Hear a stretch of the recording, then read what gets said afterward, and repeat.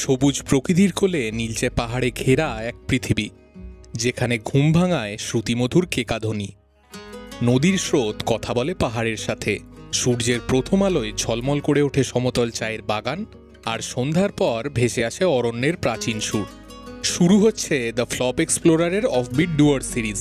এই সিরিজে আমরা ডুয়ার্সের বিভিন্ন জায়গা ঘুরে দেখব আর তার সমগ্র অভিজ্ঞতা আপনাদের সাথে শেয়ার করব। অফবিট ডুয়ার্স সিরিজের প্রথম পর্বে আজ আপনাদের নিয়ে যাব জলদাপাড়ার এক অফবিট গ্রাম সিসামারা। জলদাপাড়ার গভীর জঙ্গলের ধারে এক গাছবাড়িতে আমরা থাকব এবং জলদাপাড়ার ভয়ঙ্কর জঙ্গলকে খুব ভালোভাবে ঘুরে দেখব জিপ সাফারি আর এলিফ্যান্ট সাফারির মাধ্যমে। ভিডিওর শুরুতেই বলে রাখি, জলদাপাড়ায় আমরা অনেক পশু পাখি দেখতে পেয়েছিলাম। যেসব মানুষ জঙ্গল ভালোবাসেন, নিরিবিলিতে অরণ্য প্রান্তে দুদিন ছুটি কাটাতে চাইছেন, আজকের পর্ব তাদের জন্য। আমার চ্যানেলে প্রথমবার এসে থাকলে অবশ্যই সাবস্ক্রাইব করে নেবেন।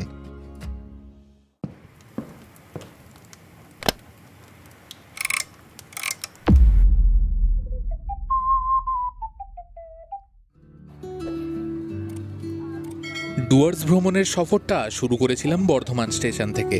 13147 উত্তরবঙ্গ এক্সপ্রেসে চড়ে আমরা এখান থেকে যাব ফালাকাটা। পৃথিবীর সমস্ত স্টেশন আলাদা আলাদা হাজার হাজার গল্প বলে, তবুও যেন সেই গল্পগুলো কোথাও গিয়ে মিশে যায়। আমি যাচ্ছি বেড়াতে, কেউ বা ছুটে চলেছে জীবিকার তাগিদে, আবার কেউ দীর্ঘ সময় বাইরে কাটিয়ে ফিরছে বাড়ি।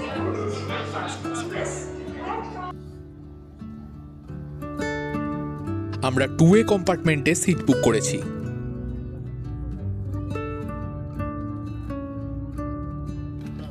অফবিট ডুয়ার্স সিরিজে আমার সফর সঙ্গী রিয়া, আমার অর্ধাঙ্গিনী। রাত্রে খাবার জন্য ডমিনোজ থেকে পিৎজা অর্ডার করেছিলাম। খাবারটা বোলপুর স্টেশন থেকে রিসিভ করেছি। আপনারা যদি এই রুটে পিৎজা অর্ডার করেন, বর্ধমান স্টেশনে অবশ্যই করবেন না, খাবারের কোয়ালিটি অত্যন্ত খারাপ। তাই আমি অর্ডারটা বোলপুর থেকে করেছিলাম। আমরা নিয়েছি একটা কর্ন পিৎজা, একটা চিকেন টিক্কা পিৎজা এবং একটা গার্লিক ব্রেড।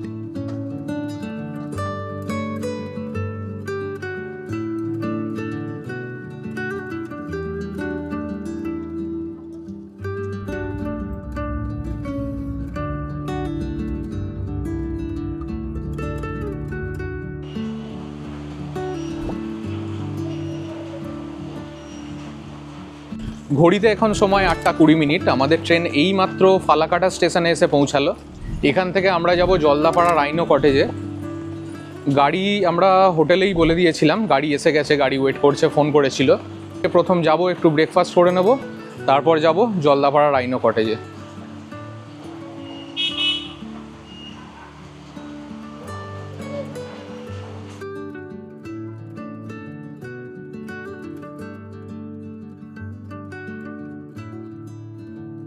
স্টেশন থেকে বেরিয়ে ব্রেকফাস্টের জন্য আমাদের ড্রাইভার এই মিষ্টির দোকানটাতে নিয়ে এলো। লোকেশন ডেসক্রিপশন বক্সে দিয়ে দেব। এখান থেকে আমরা ছোলা বাটুরা নিয়েছি, নানপুরির মতো টেস্ট, বেশ ভালো খেতে।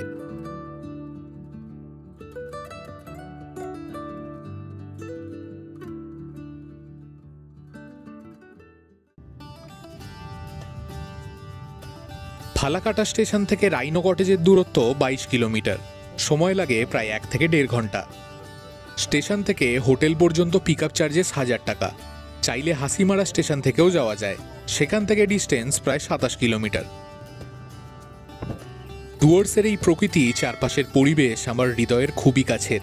ছোটবেলায় উত্তরবঙ্গ ভ্রমণের হাতে খড়িটা হয়েছিল এই ডুয়ার্সের হাত ধরেই, তাই হয়তো এত টান। এই নদীটার নাম বুড়ি তোরসা।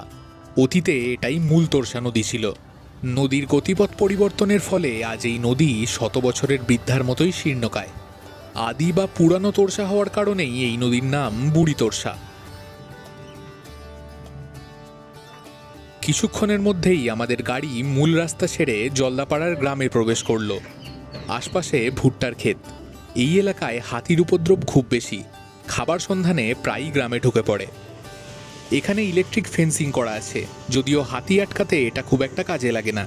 হাতি এই তারগুলোর ওপর গাছ ফেলে দেয়, তারপর অনায়াসেই পার হয়ে যায়। হাতির উপদ্রব ছাড়াও এখানের গ্রামগুলোর আরও একটা প্রধান সমস্যা হলো জল। বর্ষায় বৃষ্টির কারণে ছোটোখাটো নদী নালাগুলোও ফুলে ফেঁপে বন্যার সৃষ্টি করে। বৃষ্টি কমার সাথে সাথে আবার জল নেমে যায়।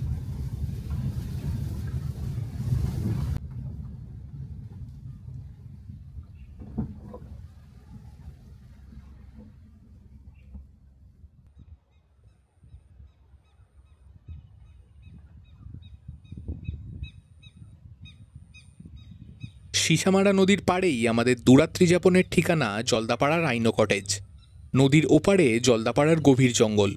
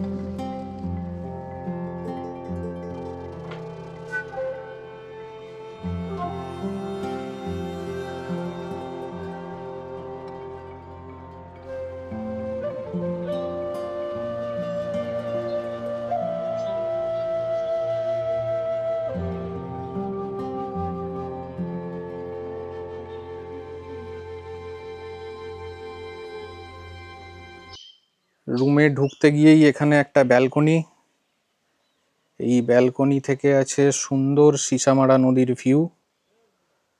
পিছনেই দেখা যাচ্ছে জলদাপাড়ার জঙ্গল। আর এই হচ্ছে আমাদের রুম। পুরোটা উডেন ইন্টেরিয়ার, চারদিকে কাঁচের জানালা করা আছে। চারদিক দিয়ে একদম সুন্দর জঙ্গলের এবং নদীর ভিউ পাওয়া যাচ্ছে। এই দেখুন, এখানে সামনে যেখানে ব্যালকনি আছে এই দিকের পুরো দেওয়ালটা কাঁচের। এসি, ফ্যান, মিনি ফ্রিজ সব দেওয়া আছে। আর এই দিকে আছে একটা চেঞ্জিং রুম। এখানে একটা ড্রেসিং টেবিলও দেওয়া আছে। হোটেলে এখানে কিছু ওয়েলকাম কিট দিয়েছে। এর মধ্যে চিরুনি আছে, একটা ময়েশ্চারাইজার, একটা শ্যাম্পু, একটা শাওয়ার জেল আছে, আর এটায় ডেন্টাল কিট আছে। এখানে ইলেকট্রিক কেটেল, কাপ, গ্লাস সমস্ত দিয়েছে। আর এই হলো মিনি ফ্রিজ। গরমে এটা আপনাদের খুব কাজে লাগবে। টয়লেট, এই হচ্ছে টয়লেট, পরিষ্কার পরিচ্ছন্ন টয়লেট। গিজার আছে, এইদিকে বেসিন আছে, বেশ বড় স্পেসিয়াস। এই হচ্ছে জলদাপাড়া রাইনো কটেজে আমাদের রুম। আমাদের রুমের ভাড়া পড়েছে 2500 টাকা পার নাইট। ফুডের মধ্যে ইনক্লুডেড না। ফুডের প্যাকেজ আছে 650 পার হেড, আমরা সেটাই নেব বলে ঠিক করেছি। আর রুমটা তো দেখালাম, এবার এই রুমের একটা স্পেশাল জিনিস দেখাই। এইখানে সিঁড়ি করা আছে, এই সিঁড়ি দিয়ে উপরে উঠে গেলে এই বিল্ডিংয়ের সাথে আছে একটা প্রাইভেট ওয়াচ টাওয়ার। বাহ, এখান থেকে ভিউটা দেখুন, সিসামারা নদীর ক্লিয়ার ভিউ, ওপারেই ঘন জঙ্গল। আর এই হচ্ছে আমাদের প্রাইভেট ওয়াচ টাওয়ার। এখানে বসার ব্যবস্থা আছে, টেবিল টপ মতো করা আছে, এখানে বসে খাওয়া দাওয়াও করা যাবে। আর এই ওয়াচ টাওয়ারটা এতটা সুন্দর, এখানে বসেই সারাটা দিন কেটে যাবে। এখান থেকে ভিউ কি অসাধারণ লাগছে দেখুন। আমরা লাঞ্চ করে তারপর যাব সাফারির জন্য।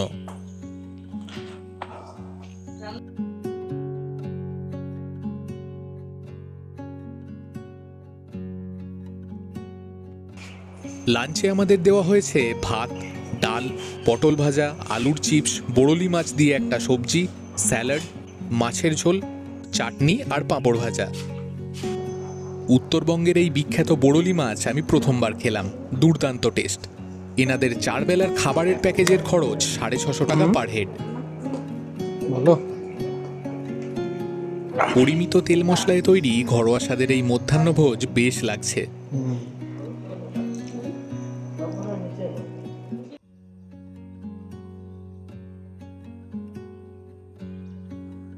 আসুন এবার এই প্রপার্টিটা একটু ঘুরে দেখে নিই। এখানের সমস্ত রুমগুলোই এরকম কটেজ বা ট্রি হাউসের আদলে তৈরি। চারপাশে প্রচুর গাছ, তাই জঙ্গলে থাকার ফিলটা পুরোপুরি পাওয়া যাচ্ছে। মোটামুটি প্রত্যেকটা রুম থেকেই জঙ্গল আর নদীর ভিউ পাওয়া যায়। আমি বাইরে গিয়ে বাইরেটাও দেখাচ্ছি। এখানে রুমের ট্যারিফ প্রায় 2,500 থেকে 3,000 টাকা, ফুড এক্সট্রা।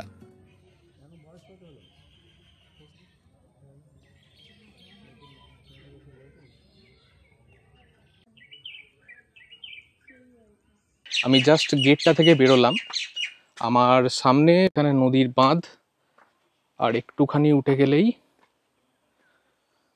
দেখা যাচ্ছে সীসামারা নদী। এই সীসামারা নদী অ্যাকচুয়ালি তোরসা নদীরই শাখা নদী। তোরসা থেকে উৎপত্তি হয়ে আবার তোরসাতে গিয়েই মিশেছে।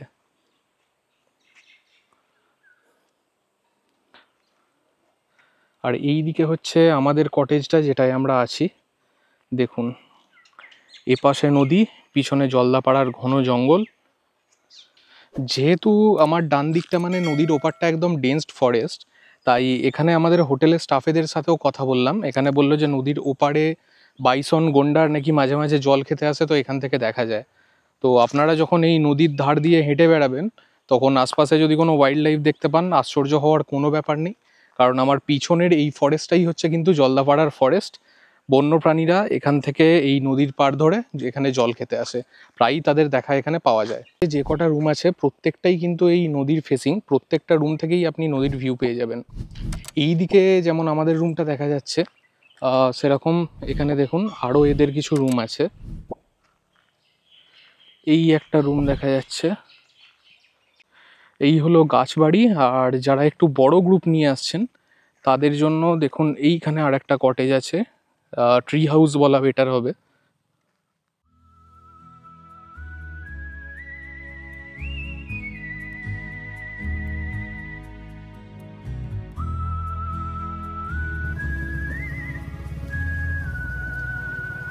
আজ বিকেলে আমরা জলদাপাড়ার জঙ্গলে জিপ সাফারি করব।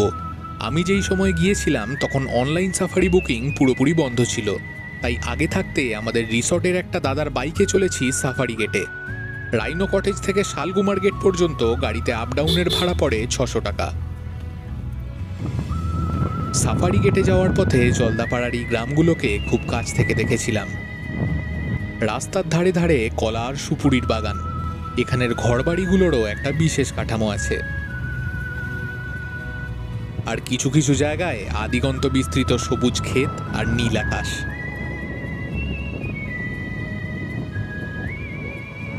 রাইনো কটেজ থেকে সাফারি গেট পর্যন্ত ডিস্টেন্স 5 কিলোমিটার।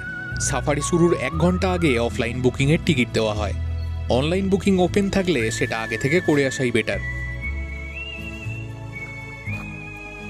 সাফারি বুকিংয়ের জন্য আপনারা সাথে করে আপনাদের আই কার্ডের জেরক্স ক্যারি করবেন। জিপ সাফারির খরচ 1750 টাকা। একটা জিপে 6 জন পর্যন্ত যেতে পারে। এখানে শেয়ারের কোনো অপশান নেই। একটা উপায় হতে পারে যদি সাফারিতে আসা অন্য কোনো ছোট গ্রুপের সাথে আপনারা শেয়ারে যেতে পারেন, অথবা আপনারা যেখানে স্টে করছেন সেখানেও বলে রাখতে পারেন। আমরা দুজন আমাদের রিসর্টের আরও 4 জনের সাথে একটা গাড়িতেই সাফারিতে যাব। 4টেই সাফারি শুরু হবে।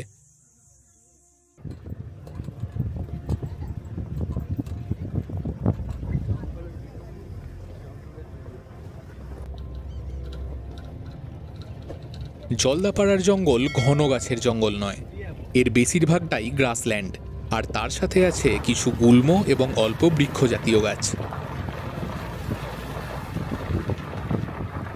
এই অরণ্য প্রায় 216 বর্গ কিলোমিটার বিস্তৃত। 1800 শতকের আগে তোরসা নদীর পাড়ে বিস্তীর্ণ এই জঙ্গলভূমিতে বসবাস করত কেবল টোটো এবং মেচ উপজাতির লোকজন। সাফারির শুরুতেই আমরা কয়েকটা ময়ূর দেখতে পেলাম।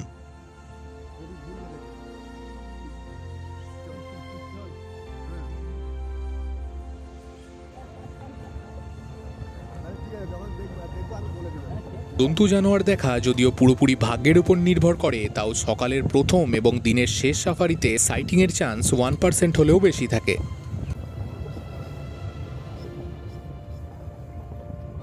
জলদাপাড়ার জঙ্গল একশৃঙ্গ গন্ডারের জন্য বিখ্যাত। কাজিরাঙার পর ভারতে এখানেই সবচেয়ে বেশি গন্ডার দেখতে পাওয়া যায়। এছাড়াও এখানে লেপার্ড, হাতি, সাম্বার হরিণ, barking deer, Indian gaur, wild boar এবং বিভিন্ন প্রজাতির পাখি দেখতে পাওয়া যায়। এবারে দেখার বিষয় হলো আমরা এর মধ্যে কোন কোন জন্তু জানোয়ারকে দেখতে পাই।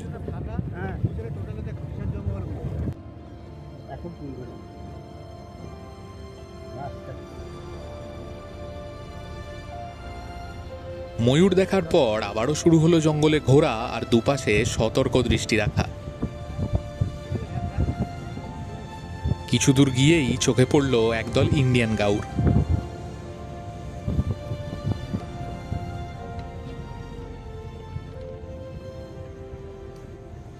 অনেকেই এই প্রজাতিকে বাইসন বলে থাকেন, তবে এরা বাইসন নয়।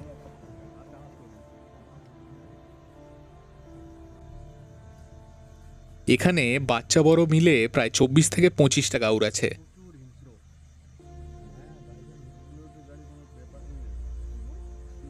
খাবারের সন্ধানে এরা সারাদিনে প্রায় 2 থেকে 5 কিলোমিটার পর্যন্ত মুভ করে।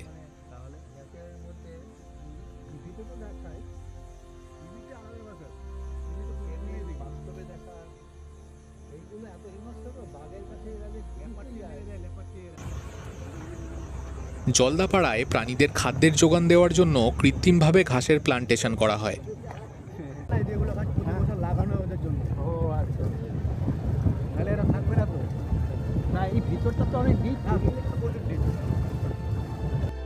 এই পাখিটার নাম নীলকণ্ঠ পাখি। পুরাণ অনুযায়ী রাবণকে পরাজিত করে শ্রীরামচন্দ্র যখন মা সীতাকে নিয়ে ফিরছিলেন তখন সর্বপ্রথম তিনি এই পাখিকে দেখতে পান। এই পাখি দেখা গুড লাকের প্রতীক।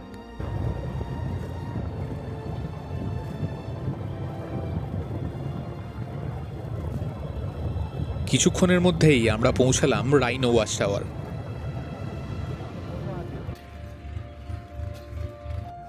এখানে সল্ট পিট করা আছে। নরম মাটিতে পায়ের ছাপ দেখে বোঝা যাচ্ছে বন্য জন্তুরা এখানে প্রায়ই নুন চাটতে আসে। তবে বেশ কিছুক্ষণ অপেক্ষা করার পরেও আমরা এখানে কিছুই দেখতে পাইনি। অরণ্যের মধ্যে জানোয়ার দেখার মজা তো আছেই, তবে জলদাপাড়ার খোলা জঙ্গলে এই জিপের সফরটাও একটা অপূর্ব অভিজ্ঞতা।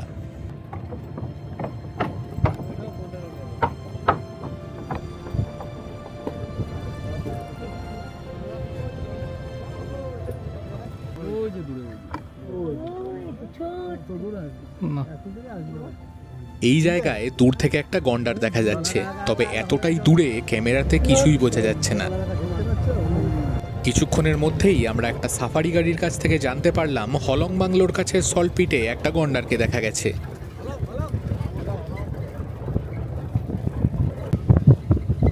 হলং যাওয়ার পথে এই নদীটার নাম চিড়ে খাওয়া নদী।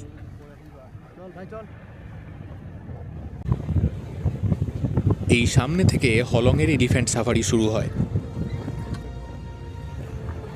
বর্তমানে হলং বাংলোর অস্তিত্ব নেই, একটা অগ্নিকাণ্ডে পুড়ে ছাই হয়ে গিয়েছিল। তবে শুনলাম খুব তাড়াতাড়ি তা পুনর্নির্মাণের কাজ শুরু হবে।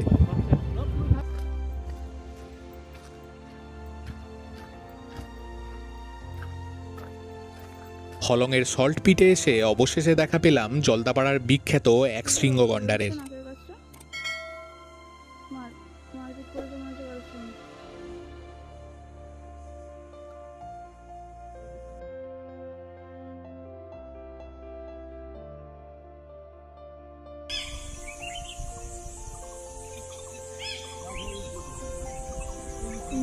জিপ সাফারিতে বন্যপ্রাণী দর্শনের সবচেয়ে সহজ উপায় হলো এই সল্ট পিট।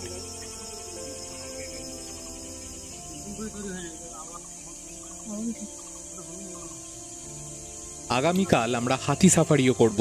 যদি কপাল ভালো থাকে তাতে আরও কাছ থেকে আমরা জন্তু জানোয়ার দেখতে পাবো। এখানে এই যে ছোট নদীটা বয়ে যাচ্ছে এটার নাম হলং নদী।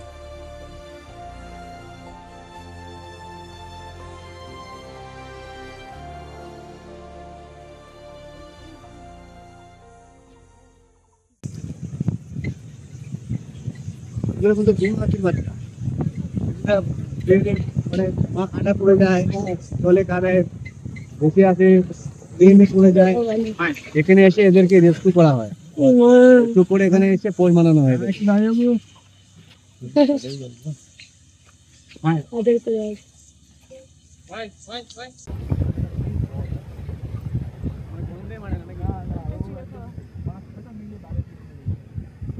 জঙ্গল সাফারিতে আমাদের এর পরের গন্তব্য হরিণডাঙ্গা ওয়াচ টাওয়ার। এখান থেকে দূরে ভুটানের পাহাড়গুলোকেও আবছা দেখা যাচ্ছে। এখানে বাঁদিকে দেখুন, ঘাসের প্লান্টেশন করা হয়েছে। বর্ষায় যখন 3 মাস সাফারি বন্ধ থাকে সেই সময় এই ঘাস জঙ্গলে প্লান্টেশন করা হয়। হরিণডাঙ্গা ওয়াচ টাওয়ারে বর্তমানে উঠতে দেওয়া হয় না, জিপ থেকেই দেখতে হবে। এখানে আমরা একটা হরিণ দেখতে পেয়েছিলাম, কিন্তু সে এতটাই দ্রুত ঘাসের জঙ্গলে লুকিয়ে গিয়েছিল যে তার আর কোনো ভিডিও নিতে পারিনি।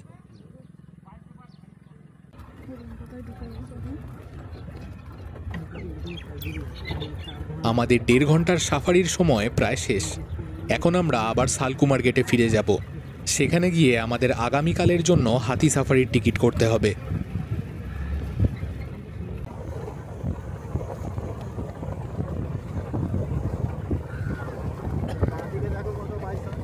ফেরার পথে আরও একটা গাউড়ের দল চোখে পড়ল। এখানেও প্রায় 28 থেকে 30টা গাউড় আছে।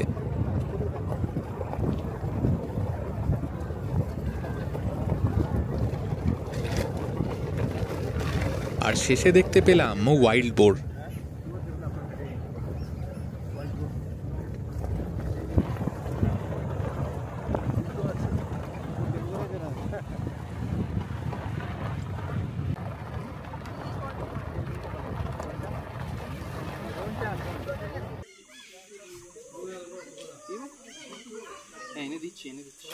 আগামীকাল সকালের হাতি সাফারির টিকিট দেওয়া হবে আজ সন্ধ্যা 6টার সময়।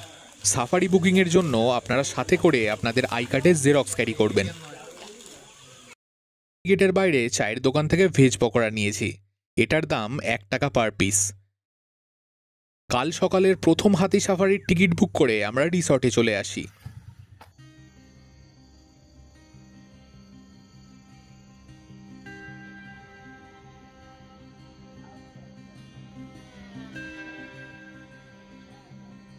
সন্ধ্যা নামার পর আমাদের রিসর্টের পরিবেশটা আরও রোমাঞ্চকর। বিশেষ করে এই রিসর্টটা যেরকম জায়গায় আর যেরকম আদলে তৈরি, তাতে জঙ্গলের মাঝে রাত্রিবাস করার রোমাঞ্চটা খুব ভালোভাবেই অনুভব করা যায়। সন্ধ্যার স্ন্যাক্সে আমাদের চা এবং ভেজ পকোড়া দেওয়া হয়েছিল, আর তার সাথে আমার সঙ্গী আরণ্যকের অডিও স্টোরি। জঙ্গলের মাঝে এই গল্পটা আমার কাছে একটা আলাদাই অনুভূতি।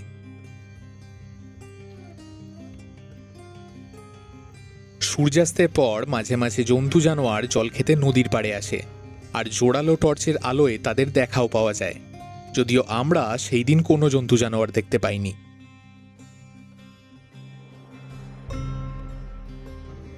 রাত্রি 9:30টায় আমরা ডিনারে যাই। আজকে ডিনারে দিয়েছে তুলতুলে নরম রুটি, বেগুন ভাজা আর দুর্দান্ত একটা মুরগির ঝোল। চিকেনে লেবু পাতার ফ্লেভারটা অসাধারণ লাগছে।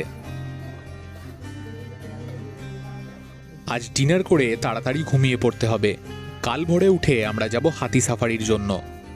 আজকের পর্ব এই পর্যন্তই।